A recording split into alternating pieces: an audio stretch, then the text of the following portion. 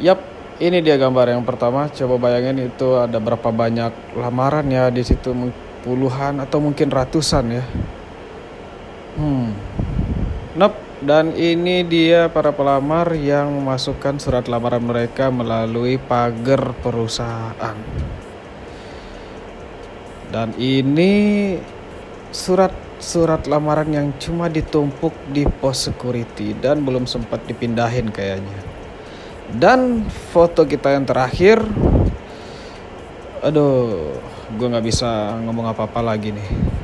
Surat lamaran yang dimasukkan ke tong sampah.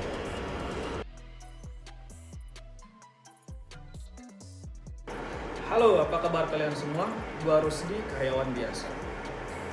Semoga kalian tetap sehat-sehat saja dimanapun berada dan tetap semangat menjalani aktivitas ini sekalipun kita berada dalam kondisi pandemi seperti sekarang. Dan terima kasih gue ucapin buat kalian semua yang masih setia ngikutin video-video gue.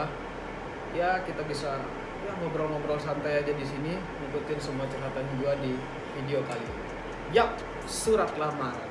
Seperti yang tadi teman-teman sudah lihat, itu ada CV yang ditumpukin aja di samping pos security, ada yang padat banget di dalam mobil, dan terus juga ada pelamar-pelamar yang masukin CV-nya lewat pagar, dan yang paling terakhir, yang paling sadis, CV surat lamaran yang dimasukin ke tong sampah. Jadi beberapa waktu yang lalu foto-foto itu sempat viral ya di media sosial gitu.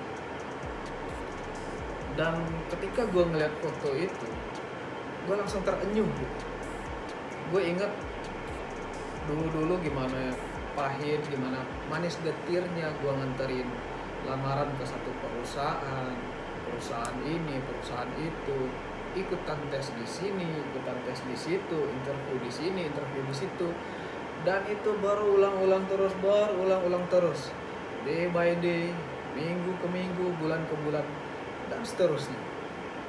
Jadi gue paham betul gimana perasaan teman-teman yang sekarang sedang giat-giatnya mencari sebuah pekerjaan, mencari lowongan-lowongan kerja yang mungkin bisa untuk kalian tempatin.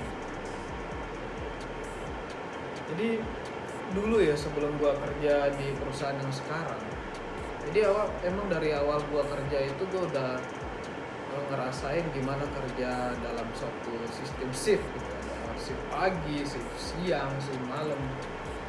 Jadi di perusahaan sebelumnya, ketika gua balik dari shift malam, gua langsung jalan tuh nyebarin lamaran-lamaran kemana aja, dan itu jumlahnya udah nggak terhitung gitu, dan belum lagi lamaran-lamaran yang gue kirim melalui email atau web suatu perusahaan.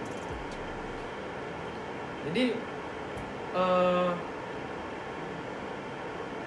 terkadang gue mikir, ini gue bakalan dipanggil apa enggak gitu. Ini gue udah ngasih lamaran, udah ngirim CV gue, udah gue bikin sebagus mungkin, secakep mungkin, tapi nggak ada informasi apa-apa nih. Ya, kadang gue mikir, ini lamaran diproses apa enggak ya sama si HRD-nya gitu. Dan terus gue harus nunggu sampai kapan nih gitu. Jadi tiap hari gue ngecekin email terus, ngecek email, ngecek grup WhatsApp, terus cek media sosial yang lain gitu. Dulu zamannya pets ya Facebook, ya Instagram, ya Twitter, semua gitu. Jadi gue paham betul sih gimana perasaan lu yang sekarang lagi nyari kerjaan, gimana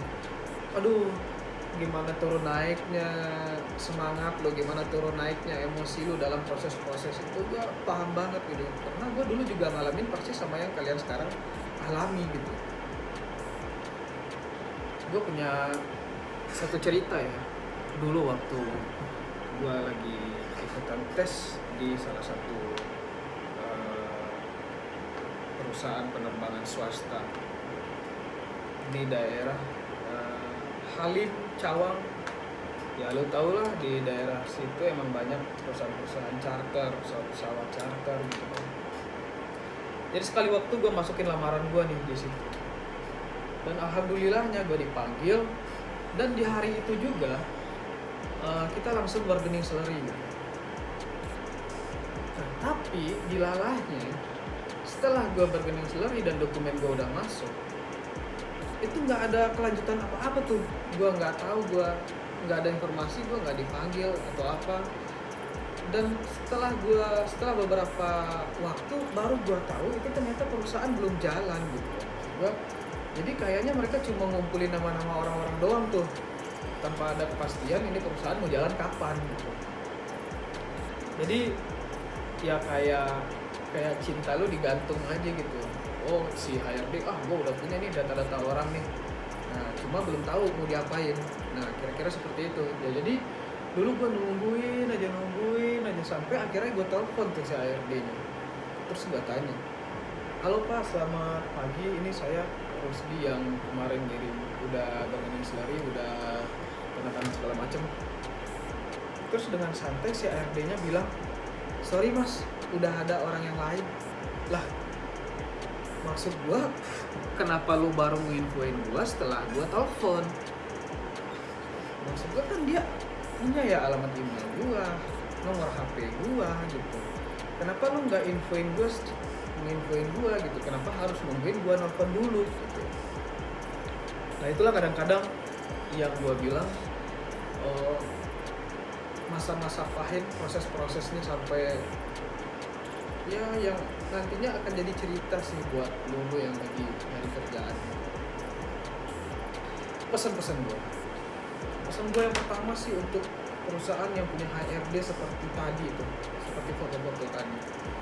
Kalau emang itu orang tidak pengen lu proses CV-nya, minimal taruhlah surat lamaran mereka tadi di tempat selayaknya. Mungkin di minggu-minggu ini, di bulan-bulan ini, di tahun-tahun ini, mungkin perusahaan lu belum butuh. Kita kan nggak tahu perkembangan perusahaan lu setahun atau 2 tahun ke depan.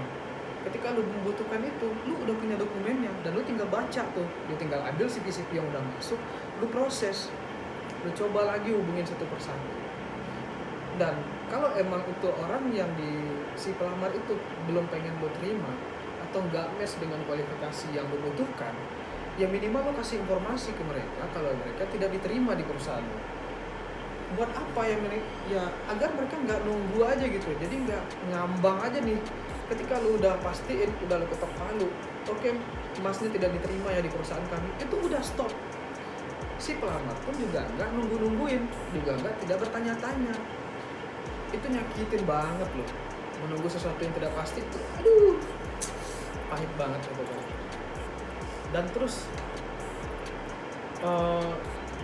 pesan gue untuk kalian para pencari lowongan kerja, tetaplah semangat, karena setelah hujan itu akan ada pelangi. Jadi nikmatin prosesnya, tetap semangat, berpositif thinking, dan bikin link sebagus mungkin. Kenalan dengan banyak orang itu akan mempermudah kalian untuk mendapatkan pekerjaan yang sesuai dengan kualifikasi kalian. Jangan stuck terhadap 1 atau 5 atau 10 lamaran pekerjaan saja. Teruslah terus, dan nanti kalian akan dapetin hasil seperti yang kalian inginkan. Oke, itu aja cerita gua hari ini. Terima kasih kalian sudah setia mendengarkan curhatan gua. Dan kalau kalian punya cerita yang sama seperti yang kita bahas tadi, kalian bisa tulis di komentar di bawah ini. Nanti kita bisa cerita-cerita bareng di sini. Gua Rusdi, karyawan biasa. See you out.